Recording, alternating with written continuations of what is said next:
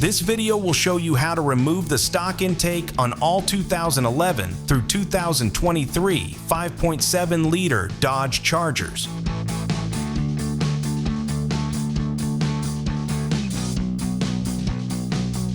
All right, so let's get this engine cover off of it first, and that'll give us access to everything else underneath.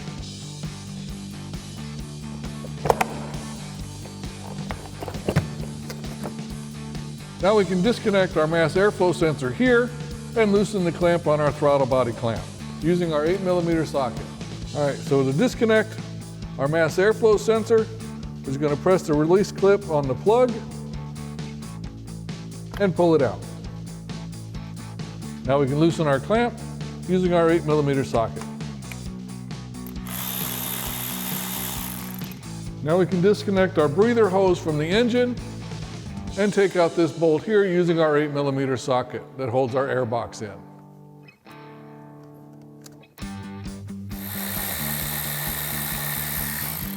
Now we can disconnect our air inlet tube from the throttle body and lift the whole thing out in one unit.